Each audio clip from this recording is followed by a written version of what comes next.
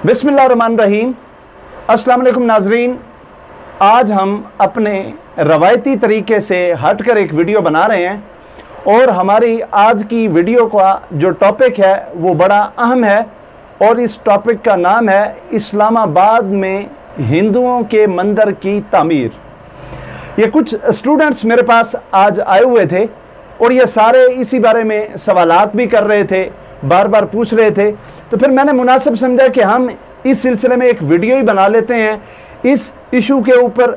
आजकल आप देख रहे हैं पिछले 5-7 दिनों से सोशल मीडिया के ऊपर भी और वैसे भी हमारे मुल्की मीडिया के ऊपर भी बड़ी लंबी चौड़ी बहस की जा रही है और काफ़ी लोग इस मामले को लेकर परेशान भी हैं। तो हमने ये मुनासिब समझा कि फिर एक वीडियो ही बना लेते हैं ताकि हम अपने देखने वालों को जो हमारा अपना पॉइंट ऑफ व्यू है वो उनको दे सकें इस मामले में। तो इन्होंने कुछ सवाल इस हवाले से बनाए हुए हैं। ये कुछ सवाल करेंगे तो मैं फिर उनका जवाब देने की कोशिश करूंगा। तो आपने हमारे साथ रहना है और आपने कोशिश करना है इस वीडियो को मुकम्मल देखना है ताकि इस अहम तरीन और संजीदा मामले में हकीकत क्या है इंशाल्लाह हम आपको सारी ये मुकम्मल तौर पर बताएंगे। जी सर, जो ये मंदिर वाला मामला है ये शुरू कब से हुआ है? बेटा, आपने जो सवाल किया है यानी ये मंदिर का जो इशू है ये स्टार्ट कब से हुआ है, तो बेटा ये असल में ये सारा मामला सन 2012 से शुरू हुआ है।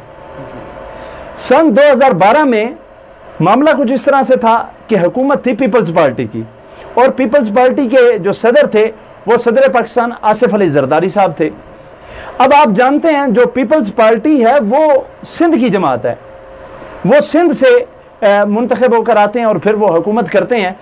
अब सिंध के अंदर तकरीबन राउंड अबाउट 30% हिंदू पाए जाते हैं।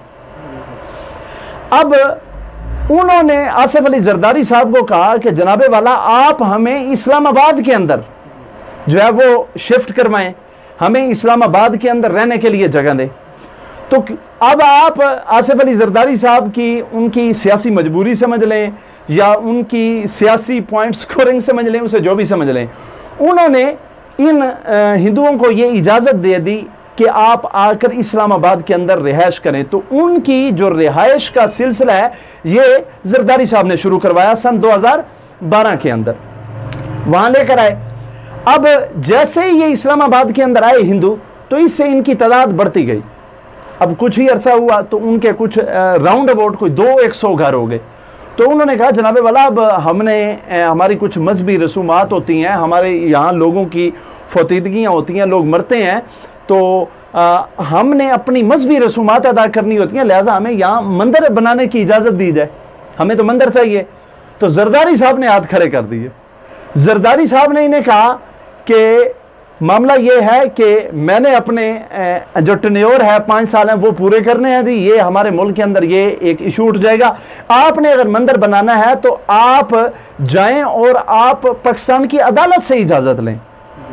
उसके बाद हिंदुओं ने इजाज़त ले ली अदालत से। अदालत के अंदर एक लंबा पीरियड ये केस चलता रहा, इजाज़त हुई, फिर उसके ऊपर स्टे हुआ, फिर ये मामला चलता रहा, यहाँ तक कि सन 2016 में अदालत ने इजाज़त दे दी। पाकिस्तान के तमाम रूल्स को देखकर, पाकिस्तान के कवानीन को देखकर उसके अंदर इस बात की गुंजाइश थी तो अदालत ने इजाज़त दे दी कि ये मंदिर बनाए। अब हुआ ये कि सन 2016 के अंदर ये मतलब डिसीजन हुआ, ये फैसला हुआ और उस वक्त हुकूमत थी मियाँ मोहम्मद नवाज शरीफ साहब की, यानी नून लीग की हुकूमत उस वक्त चल रही थी।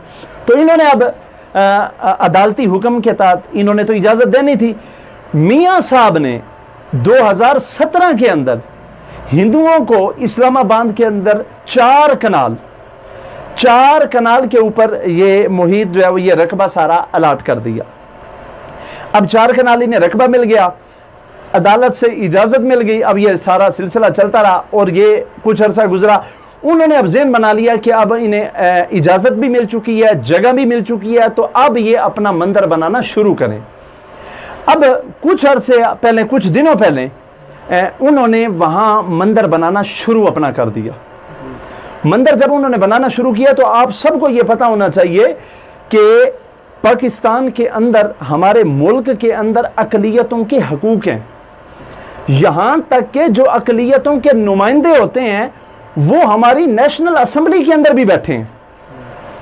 अब जो हिंदुओं के नुमाइंदे थे जो हमारी नेशनल असेंबली के अंदर मौजूद थे, उन्होंने इस हवाले से, मंदिर बनाने के हवाले से बातचीत की। बातचीत किससे की, किस तरह की, मैं अब इस सारी तफसील आपको बताता हूं।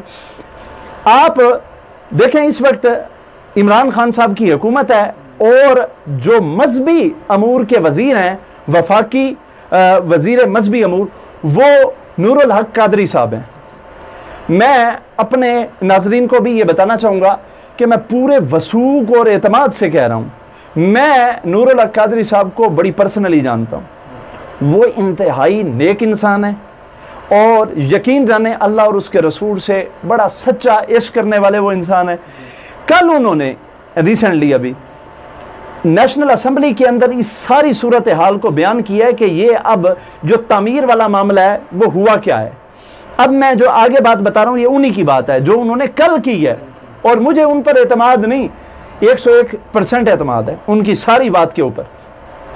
उन्होंने कल असेंबली में ये बताया, जी फैसला अदालत दे चुकी थी, मियां साहब जमीन अलाट कर चुके थे, इन्होंने मंदिर बनाना शुरू कर दिया था। जब मंदिर बनाना शुरू कर दिया तो इनके कुछ नुमाइंदे मेरे पास आए हैं, जो असेंबली के अंदर अकलियतों के नुमाइंदे थे वो मेरे पास आए हैं और उन्होंने मुझे कहा है, जनाबे वाला हम यहाँ पर मंदिर बना रहे हैं तो आप हमें कुछ फंड दें, वफाक की तरफ से हमें कुछ फंड दें। अब नूरुल हक कादरी साहब कहते हैं, मैंने उन्हें कहा जी हालात वाक़यात जो हैं वो आपके सामने हैं, मुल्क के अंदर जो सूरत हाल है मुआशी तौर पर मुल्क तो कमज़ोर है, हम आपको कैसे मतलब ये दें। उन्होंने कहा जी नहीं, उन्होंने जोर दिया कि जनाबे वाला आप कुछ ना कुछ हमारे साथ तामुन करें, हमने ये बड़े पैमाने पर एक मंदिर तमीर करना है तो आप हमारे साथ तामुन करें। तो नूरुल हक कादरी साहब ने कहा जी मैं इस सारी बात को एक परफार्मा की शक्ल में तैयार करता हूं और इसे जनाब प्राइम मिनिस्टर इमरान खान साहब के पास भेजता हूं और उनसे इस मामले के ऊपर इजाजत तलब करते हैं। अगर उन्होंने इजाजत देते हैं तो हम आपको फंडिंग करेंगे। नूरुल हक कादरी साहब कहते हैं सिर्फ इतनी बात हुई है, अभी ना तो हुकूमत ने इस वक्त तक भी यानी आज तक ना कोई फंड दिया है, ना कोई फंड मंजूर हुआ है, ना उनको इस वक्त तक 1 रुपया हुकूमत की तरफ से पहुंचा है, कुछ भी नहीं मिला अभी उन्हें। कि पूरे मुल्क के अंदर एक कोहराम मच गया, पूरे मुल्क के अंदर सोशल मीडिया के ऊपर और लोगों ने वहां जाकर नारेबाजी शुरू कर दी, जिस तरह हमारी कौम का मिजाज है कि बगैर मामले की तहकीक के एक चीज के पीछे दौड़ पड़ते हैं। तो नूरुल हक कादरी साहब ने कहा जी अवाम के अंदर ये शोर शराबा उठा तो हमने समझ लिया कि ये तो बड़ा क्रिटिकल मामला है तो इसे बड़े तहम्मुल से करना है। वो कहते हैं जी इमरान खान साहब को भेजा तो इमरान खान साहब ने कहा जी हालात मुल्क के आपके सामने हैं, लेकिन अगर फिर भी आप करना चाहते हैं तो सबसे पहले आप जो पाकिस्तान की इस्लामी नजरियाती कौंसिल है उसके अंदर ये सवाल भेजें कि क्या हिंदुओं को मंदिर बनाने के लिए हम फंडिंग कर सकते हैं। अब हुकूमत ने ये एक सवाल बनाकर भेजा हुआ है इस्लामी नजरियाती कौंसिल के पास कि आया हिंदुओं को मंदिर के लिए फंडिंग की जा सकती है या नहीं। ना अभी तक उसी का कोई जवाब आया है, ना हिंदुओं को कोई फंडिंग की गई है, कोई इस तरह का मामला इस वक्त तक हुआ नहीं है। ये सारा इसका बैकग्राउंड है, यानी 2012 से लेकर 2020 तक, लेकिन अभी तक हुकूमत ने इसे कोई फंडिंग नहीं की। जी और कोई क्वेश्चन अगर आपका। जी सर इसमें गलती किसकी है? जी ये गलती किसकी है, अब हम इस बारे में बेटा ये कह सकते हैं, मेरे ख्याल में इस्लामाबाद पाकिस्तान का दारुल खिलाफा है और वो एक अब क्या नहीं कि एक बड़ी क्रिटिकल जगह है, बड़ी हसास जगह है, जहाँ पर मुल्क का दारुल खिलाफा होता है वो बड़ी एक अहम तरीन जगह होती है। वहाँ पर अगर कुछ भी आपने किसी को आबाद करना है तो बड़ा आपको सोचना समझना चाहिए। अब जरदारी साहब वहाँ पर लाए थे हिंदुओं को, जब वो जानते हैं कि हमारा हमसाया मुल्क इंडिया है और वहाँ पर हिंदुओं की हुकूमत है और उनके साथ आए रोज़ हमारे इश्यूज़ भी बनते रहते हैं, तो उन्हें चाहिए था कि इन्हीं इश्यूज़ की वजह से हमने कराची से अपना दारुल खिलाफा हटाकर इस्लामाबाद लाए थे, तो उन्हें चाहिए था जो इतनी आम तरीन जगह थी वहाँ पर वो हिंदुओं को ना लाते। तो असल में बुनियादी तौर पर देखा जाए तो जरदारी साहब को हिंदुओं को वहाँ पर आबाद ही नहीं करना चाहिए था, ये एक चीज़ है। तो हाँ बाकी बेटा गलती हम नहीं कह सकते। सर क्या इस्लाम हमें इजाज़त देता है मंदिर बनाने की? हाँ, अब ये बड़ा बेटा आपका खूबसूरत सवाल है कि इस्लाम हमें इजाज़त देता है या नहीं देता। नाज़रीन, ये आपके लिए भी सुनने के लिए बड़ी ज़रूरी बात है। देखें, इस्लाम दुनिया का वाहिद मज़हब है जो अक़लियतों को उनके हकूक़ देता है। इस्लाम से पहले किसी मज़हब ने अक़लियतों को उनके हकूक़ नहीं दिए।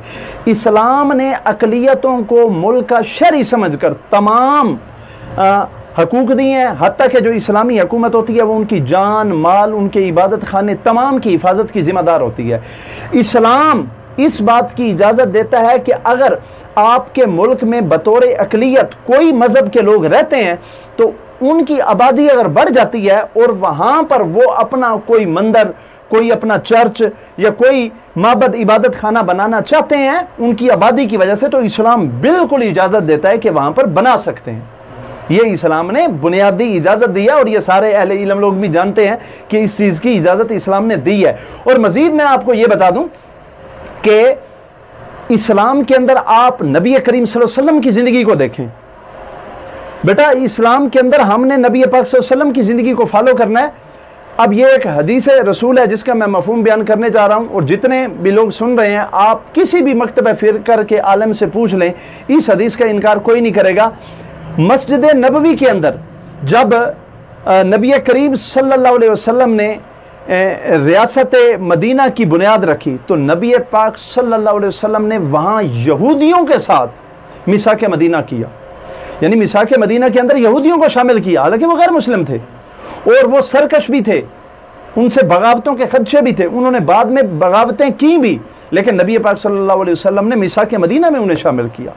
और फिर आप देखें, नबी पाक सल्लल्लाहु अलैहि वसल्लम ने जब ये यमन का इलाका फतह किया तो उस वक्त यमन के अंदर एक जगह है जो हदीस में आपको बताने जा रहा हूँ, उसके अंदर ये बड़ी सुनने वाली है। यमन के अंदर एक जगह है नजरान, वहाँ पर ईसाई आबादी थी। नजरान के ईसाइयों का एक डेलीगेशन, एक वफद नबी करीम सल्लल्लाहु अलैहि वसल्लम को मिलने के लिए आया। वो उसके अंदर ईसाई उलमाए कराम थे, ईसाई आलिम थे। वो नबी पाक सल्लल्लाहु अलैहि वसल्लम को मिलने के लिए आए तो नबी पाक सल्लल्लाहु अलैहि वसल्लम से पूछा गया कि या रसूलल्लाह ये आए हैं, अब ये कहाँ रहेंगे? अब वो गैर मज़हब थे, वो अक़लियत थे। तो नबी पाक सल्लल्लाहु अलैहि वसल्लम ने फरमाया, मफ़हूम है कि ये हमारे मेहमान हैं, ये और कहीं नहीं रहेंगे, ये मस्जिद नबी में रहेंगे। तो नबी पाक सल्लल्लाहु अलैहि वसल्लम ने उन्हें मस्जिद नबी में ठहराया। और नाज़रीन ये सुने, इवन यहाँ तक कि उन्होंने पूछा कि ये इबादत कैसे कर सकते हैं, इबादत कहाँ के पे करेंगे? तो नबी पाक सल्लल्लाहु अलैहि वसल्लम कुर्बान जाएं उनके अखलाक के ऊपर कि जिन्होंने अपने अखलाक से इंसानियत को मुतासिर किया। नबी पाक सल्लल्लाहु अलैहि वसल्लम ने फरमाया, तुम सिर्फ मस्जिद नबी के अंदर रह नहीं सकते हो, बल्कि तुम अपने मजहब और अपने तरीके के मुताबिक मस्जिद नबी के अंदर इबादत भी कर सकते हो। तो नबी करीम ने ईसाइयों को मस्जिद नबी के अंदर इबादत करने की इजाज़त दी। तो ये तो नबी पाक का अखलाक है। और आप देखें, जब यह सूरत रूम है कुरान के अंदर, आप उसे कभी उसकी तफसीर पढ़ें, जब ईसाइयों की और रोमियों की जंग हो रही थी तो मुसलमान नबी पाक सल्लल्लाहु अलैहि वसल्लम समेत सारे मुसलमान ये दुआएं कर रहे थे मस्जिद नबी में बैठकर कि अल्लाह करे ईसाई जंग जीत जाए। क्यों? वो अहले किताब तो हैं, भले वो नबी पाक सल्लल्लाहु अलैहि वसल्लम को नहीं मानते थे, नबी पाक को नबी नहीं तस्लीम कर, लेकिन अल्लाह को वो मानते थे, अल्लाह के ऊपर, वही के ऊपर, हजरत ईसा के ऊपर वो ईमान लाते थे। इस वजह से मुसलमानों की ये ख्वाहिश थी। कभी ये आप पढ़ें कि इस्लाम के अंदर अक़लियतों को कितनी अहमियत दी गई है। इसी तरह जब मुसलमानों ने मिस्र को फतह किया, हजरत अमर बिन अलास, उन्होंने मिस्र को फतह किया, वहां पर अक़लियत के अंदर कुछ किब्ती मौजूद थे। अब हजरत अमर बिन अलास के बेटे ने एक किब्ती को, यहाँ के यानी वहां के एक अक़लियती पर्सन को जो है एक थप्पड़ मार दिया बाजार के अंदर। तो हजरत उमर ने खत लिखा जर्नैल को और फरमाया कि अल्लाह ताला ने इन बंदों को आज़ाद पैदा किया है, तुमने कब से इन्हें गुलाम बना लिया है? तुम्हारे बेटे की ये जुर्रत कैसे हुई है कि उन्होंने एक किब्ती को थप्पड़ मारा है? आपने फरमाया अपने बेटे को बाजार के अंदर खड़ा करो और किब्ती को कहो कि इसके मुंह के ऊपर थप्पड़ मारे। ये है इस्लाम के असूल। और इसके अलावा आप देखें, खुलफाए राशिदीन के दौर में कितनी मरतबा ऐसा हुआ है कि जब यहूदी हक पर थे तो खुलफाए राशिदीन ने अदालतों के अंदर उनके हक में फैसले दिए। ये नहीं देखा कि कोई मुसलमान है ये कोई मुनाफिक आ गया है और उसके मुकाबले में कोई गैर मुस्लिम आ गया है, सिर्फ इंसाफ को देखे, अदल को देखे। तो इस्लाम अकलियतों को महफूज भी करता है और उन्हें एहतराम भी देता है। और ये सबको समझना चाहिए बेटा, इस्लाम अखलाक से फैला है। ये अगर हमारे रवैये अच्छे नहीं होंगे तो ये गैर मुस्लिम तो कभी इस्लाम कबूल करेंगे ही नहीं। आप ये देखें, ये जो अल्लाह वाले हैं, हज़रत दाता अली हजवेरी, हज़रत ख्वाजा मोइनुद्दीन चिश्ती, जब ये अल्लाह वाले इस सरजमीन के ऊपर आए हैं तो यहाँ पर करोड़ों की तादाद में, लाखों की तादाद में हिंदू थे, अछूत थे, लेकिन इन्होंने अपने आप से इन्हें दूर नहीं किया, बल्कि इन्हें अपने करीब किया है, इन्हें अपने साथ बिठाया है, इन्हें अपने साथ खिलाया है, जिन्हें कोई मुंह नहीं लगाता था। उनसे मुतासिर होकर आज देखें यहाँ पर इस बड़े सगीर के अंदर करोड़ों की तादाद में मुसलमान मौजूद हैं। तो ये उनके अखलाक से इस्लाम फैला है। ये वाक़या हमने कई मरतबा सुना है और इन अहले इल्म लोगों से ही सुना है, जो आज बड़े गुस्से और जलाल के अंदर जो है वो इस मंदिर के मामले के ऊपर बड़ी तनकीद कर रहे हैं। अब हज़रत बाबा फरीद रहमतुल्लाह अलैह, आप देखें, वो तशरीफ़ फरमाए हैं और सोमवार के दिन उन्होंने नफली रोज़ा रखा हुआ है और रोज़ा रख कर वो बैठे हुए हैं और एक बूढ़ी औरत जो कि हिंदू थी, वो एक लस्सी का गिलास बनाकर लाई और जहाँ आप दरगाह शरीफ पर बैठे थे वो वहाँ आई और आकर कहने लगी कि बाबा जी ये मैं आपके लिए लस्सी बनाकर लाई हूँ, तो आप इसे नोश फरमाएं।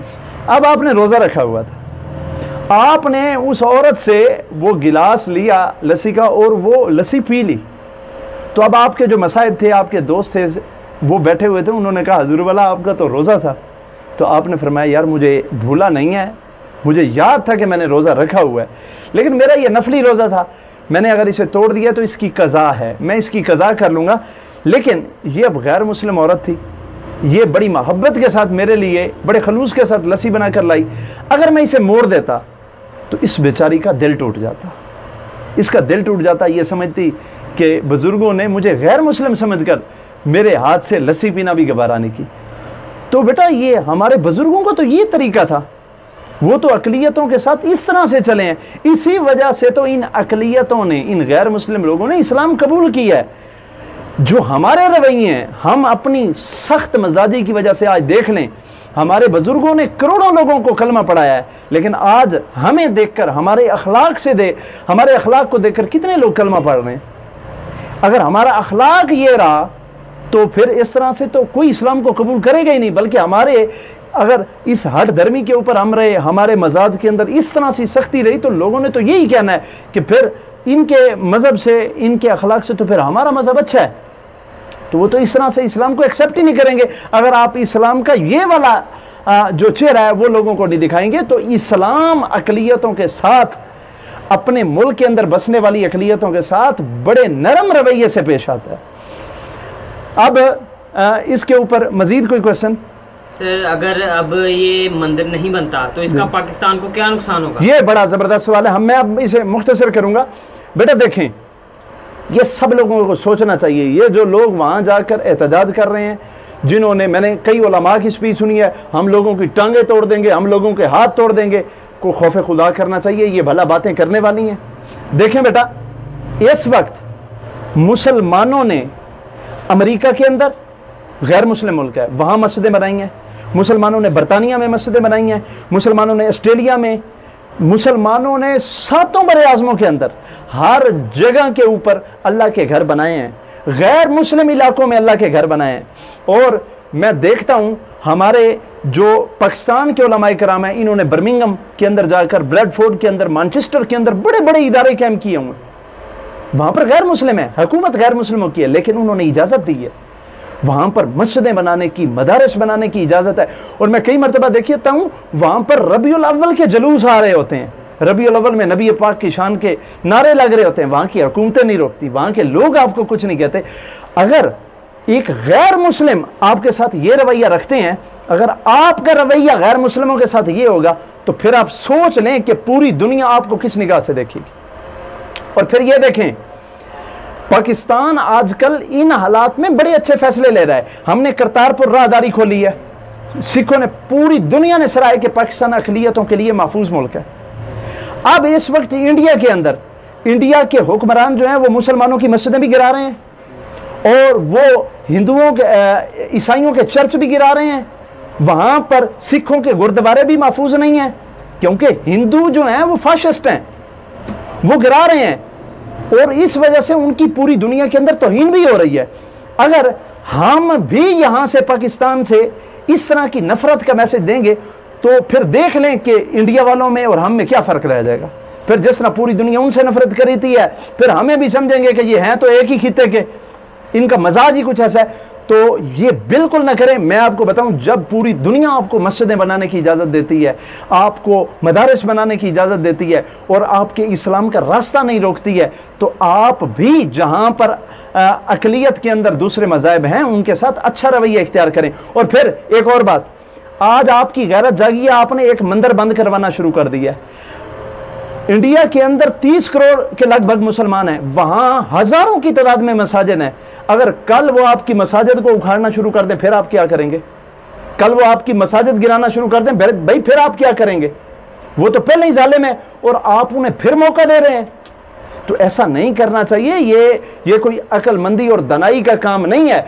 चाहिए ये था कि अगर इस्लामाबाद क्रिटिकल जगह है तो सदर पाकिस्तान जनाब आसिफ अली जरदारी साहब शुरू में इजाजत ना देते। अब जब इजाजत दे दी है, अदालत ने इजाजत दे दी है, इस्लाम इजाजत देता है, तो फिर अब आप ऐसा ना करें। अब हुकूमत को यह काम नहीं करना चाहिए। बल्कि एक आम बात, बल्कि एक बच्चे ने वो मुझसे सवाल भी पहले किया था कि जी चौधरी परवेज इलाही, जी चौधरी परवेज इलाही के हवाले से, ये चौधरी परवेज इलाही साहब जो वजीर आला थे, वो हमारे बड़े हैं, हम उनका एहतराम करते हैं, लेकिन जनाबे वाला एक गुजारिश है कि आपको याद होगा सन 2005 के अंदर AK अडवाणी जो इंडिया का वजीर दाखिला था, वो 2005 में आया पाकिस्तान। वो RSS का गुंडा था। RSS राष्ट्रीय सेवक संघ, ये हिंदुओं की एक मजहबी इंतहा पसंद तहरीक है, वो इसका गुंडा था। ये अडवाणी वो 2005 में आया पाकिस्तान। ये वही अडवाणी है जिसने 1991 के अंदर बाबरी मस्जिद शहीद करवाई, बाबरी मस्जिद के ऊपर हमले करवाए। जनाबे वाला चौधरी परवेज इलाही साहब, आपने उसका इस्तेकबाल किया, क्यों किया था? आप उसे चकवाल ले गए। चकवाल के अंदर वो कटास जो मंदिर है, कटास मंदिर चकवाल के अंदर, वो तबाह बर्बाद हो चुका था।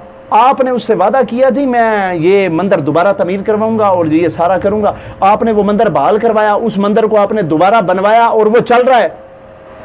उस वक्त तो आपने कोई एतराज नहीं किया। अब आप या तो अपने इत्तेहादियों से थक चुके हैं या वैसे ही अवाम और हुकूमत के दरमियान कंफ्यूजन पैदा करना चाहते हैं। जनाबे वाला, ऐसी बात ना करें। आपने हिंदुओं के साथ वो जो अकलियतों के हकूक थे, आप ये सारे मामला कर चुके हैं, आप भूले नहीं। तो ऐसे ही मुफ्त के अंदर, मुल्क के अंदर अफरा तफरी ना फैलाएं।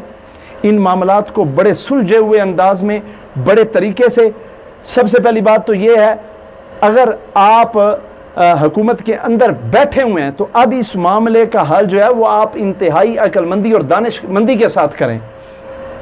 और अगर आप हुकूमत से थक चुके हैं या अपने इत्तेहादियों से थक चुके हैं तो आप खुल्लम खुल्ला कहें, आवाम को जलील ना करें। अगर आप एक राय देंगे, उलमा जो है वो दूसरी तरफ से नारे मारेंगे।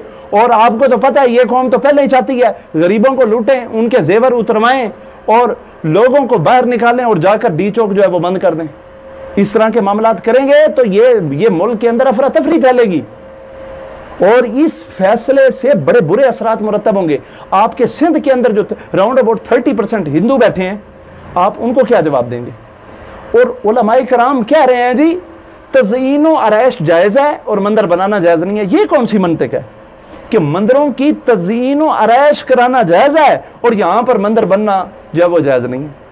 और भाई मेरे, ये कुछ अक्लमंदी से काम लें, कुछ दनाई से काम लें। जब इस्लाम एक चीज़ की इजाज़त देता है तो आप ऐसे इंतहा पसंदी में आकर हिंदुओं से नफरत, हमें इंडियन गवर्नमेंट से, इंडियन हुकूमत से हमारे इख्तलाफात हैं, उनके साथ हमारी जंग है। बाकी ये है कि हम अपने मुल्क के अंदर हम अक़लियतों को नुकसान नहीं पहुंचाएंगे, इससे इस्लाम का नुकसान होगा। और फिर एक आखिरी मैं बात कर दूं, मुझे बड़ा अच्छा वाक़या याद आ रहा है, ये मेरी याद की आखिरी बात है। बड़ा खूबसूरत एक वाक़या है कि देखें अल्लाह के पैगंबरों का गैर मुस्लिमों के साथ क्या नज़रिया है और अल्लाह ताला ने अपने पैगंबरों को कैसा तरीका सिखाया है। हज़रत इब्राहीम अलैहिस्सलाम ये कायनात के वो पहले इंसान हैं जिन्होंने ये आदत बनाई कि जब तक कोई मेहमान नहीं आएगा मैं खाना नहीं खाऊंगा। आप इंतज़ार किया करते थे कि कोई मेहमान आए तो फिर खाना खाऊं। अब एक दिन आप इंतज़ार कर रहे हैं, कोई शख्स आया नहीं है, काफ़ी देर वेट किया, कोई आया नहीं। फिर काफ़ी वक्त गुजरने के बाद एक बड़ी उम्र का शख्स आया, तो आपने उसे कहा भाई मेरे साथ आप मेरे घर में आएँ और खाना खाएं। आप उसे ले गए, बैठाया। जब खाना खाने लगे ना, तो उसने खाना खाते हुए बिस्मिल्लाह ना पढ़ी। तो आपने उसे कहा भाई तुम बिस्मिल्लाह क्यों नहीं पढ़ते हो? उसने कहा जी बिस्मिल्लाह क्या?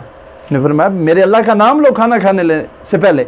उसने कहा जनाब वाला मैं ना आपके अल्लाह को जानता हूँ और ना मैं बिस्मिल्लाह को जानता हूँ, मैं तो मजूसी हूँ। अब आप जलाल में आ गए, आप बुजुर्ग थे, तो आपने फरमाया भाई खड़ा हो जा, जा यहाँ से, अगर तू मेरे अल्लाह को मानता ही नहीं है तो फिर मेरे साथ बैठ के खाना नहीं खा सकता। आपने उठा दिया। अब वो जब जाने लगा ना, इतने में ही अल्लाह ताला ने हज़रत जिब्रील अमी को नाजिल कर दिया हज़रत इब्राहीम के पास।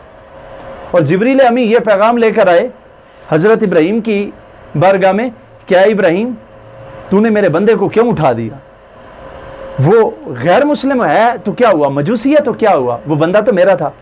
वो मुझे 70 सालों से वो मुझे नहीं मानता, लेकिन मैं 70 सालों से उसे खाना दे रहा हूँ, मैं 70 सालों से उसे खिला रहा हूँ, तू आज एक दिन भी नहीं खिला सका।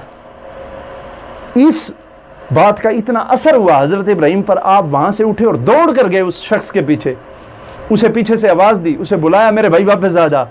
उसने देखा, आपने फरमाया भाई आ जा, तेरी तो बहुत बड़ी सिफारिश आ गई है।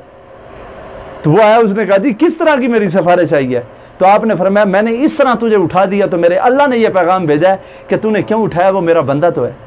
वो शख्स इतना मुतासर हुआ, वो हज़रत इब्राहीम को कहने लगा, ऐ इब्राहीम आपके अल्लाह ने मेरे मुझ जैसे इंसान की सिफारिश की है? ने फरमाया जी आपकी सिफारिश की। फरमाया वो शख्स कहने लगा, इब्राहीम फिर इससे ज़ाहिर होता है कि आप और आपका अल्लाह मुझ और मेरे खुदाओं से बेहतर है। अगर आपका अल्लाह इतना अच्छा है ना, जो मुझ जैसे निकम्मे इंसान की भी सिफारिशें करता है, तो फिर आप मुझे भी अपना कलमा पढ़ाएं। उसने दीन हनीफ को कबूल किया और हज़रत इब्राहीम का उम्मती बन गया। ये अम्बिया का अखलाक था, गैर मुस्लिमों के था। ये नबी पाक सल्लल्लाहु अलैहि वसल्लम की ज़िंदगी से भी मैंने हवाले दिए, मुख्तसर मैंने बयान कर दिया, जितना एक बता सकते थे ये सारी हकीकत आपको बयान कर दी है। इंतहाई तहम्मुल के साथ नहीं, इस मामले को हुकूमत बड़ी संजीदगी के साथ, बड़े तहम्मुल के साथ हल करे। अगर यहाँ पर मंदिर नहीं भी बनाते, मैं भी ये चाहूँगा इन हालात में बिल्कुल फंडिंग नहीं करनी चाहिए, उन्हें फंड नहीं करना चाहिए। अगर मंदिर यहाँ पर बनवाना भी है या कोई जगह और मुकर्रर करनी है, तो वो बड़े आसान अंदाज में, बड़े खूबसूरत अंदाज में हिंदुओं को थोड़ा कायल करके फिर अपने साथ चलाएं। जी, तो अब आखिर में आप सबका बहुत शुक्रिया, आप सब तशरीफ़ लाए और ये मुझे भी ये मौका दिया कि ये मैं अपना जो पॉइंट ऑफ व्यू है आप सब के साथ शेयर कर सकूं। आप सबका बहुत शुक्रिया। मेरी दुआ अल्लाह ताला आप सबको खुश रखे, और नाजरीन का भी बड़ा शुक्रिया कि आपने ये सारी वीडियो मुकम्मल देखी। और आखिर में अगर ये वीडियो आपको अच्छी लगी हो तो इसे लाइक भी कर दीजिएगा, दोस्तों के दरमियान इसे शेयर भी कर दीजिएगा, और जाते जाते हमारे चैनल स्टूडेंट पॉइंट AQ को भी ज़रूर सब्सक्राइब कर दीजिएगा। मेरी दुआ है अल्लाह हम सबको आसानियाँ अता फरमाए, आसानियाँ तकसीम करने का शरफ अता फरमाए। अगर मुझसे कोई ऐसी बात हुई हो जो शरीयत से हट कर हो तो मैं आप सबसे भी माजरत करूँगा और अहले इल्म से भी माजरत करूँगा, और अल्लाह से भी ये दुआ करूँगा कि अल्लाह ताला मुझे भी माफ़ फरमाए, आप सबको भी माफ़ फरमाए। अपना बहुत सा ख्याल रखिएगा। बहुत शुक्रिया। अल्लाह हाफ़िज़।